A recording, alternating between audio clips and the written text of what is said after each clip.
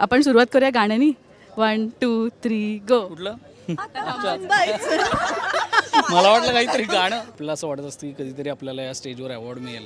अनेक सिनेमे करून झाल्यानंतर जसा अनुभव येतो आणि ज्या पद्धतीने सगळं हाताळलं जातं तसा हा मुलगा होता. झी चित्रगौरव पुरस्कार 2026च्या रेड कार्पेटवर मी आता आहे आणि खरं तर प्रेक्षकांनी उचलून घेतलेल्या सिनेमाला पुरस्कार मिळणं हे म्हणजे आज स्पेशल दिवस आहे. पण एक हळूहळू करत टीमही येते, खूप मोठी टीम आहे. या प्राजक्ताजी प्लीज या आणि कॉंग्रॅच्युलेशन्स तुम्हा सगळ्यांना.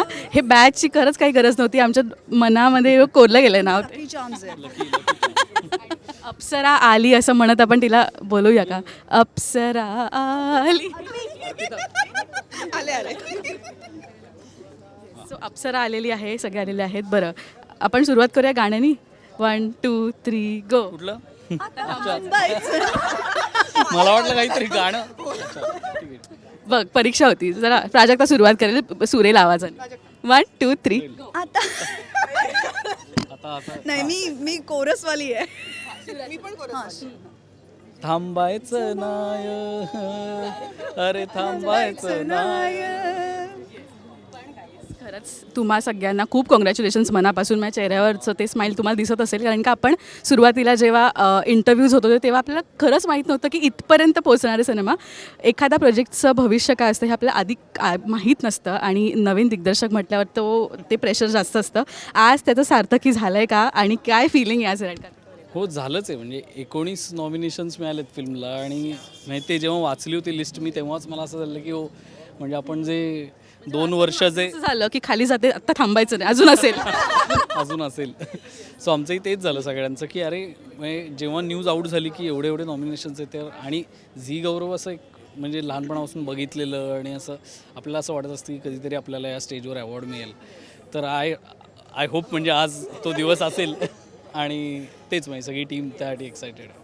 सरांचं बोलून झालेलं आहे. पण इथे सिनेमातही तुझ्या दोघींची जोडी होती, आजही जोडीने आलेला आहात तिघीजणी. हां येस, अर्पिता सुद्धा. आम्ही आहोत ॲक्च्युली.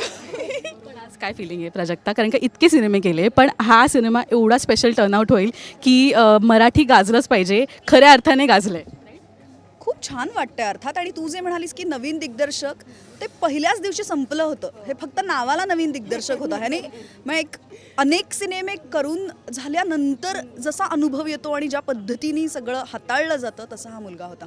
त्यामुळे इतकं सोपं होतं आमच्यासाठी सगळं, कारण उत्तम लिहिलेला सिनेमा होता आमच्याकडे, उत्तम दिग्दर्शक होता, तांत्रिक अंग उत्तम होती, निर्माते उत्तम होते, सहकलाकार उत्तम होते आणि तुमच्यासारखे सिनेमा पोहोचवणारेही उत्तम होते. त्यामुळे त्या सगळ्याचं सार्थक आज झालेलं आहे. सगळ्यांना तिने एकदम घेतलं, बांधून ठेवलं, सामावून घेतलं. बरं सिनेमात तर तिने असं ठरवलं की नाही आपलं नाव अप्सरा दिलं ना आपण ते खरं करायचं, असं ती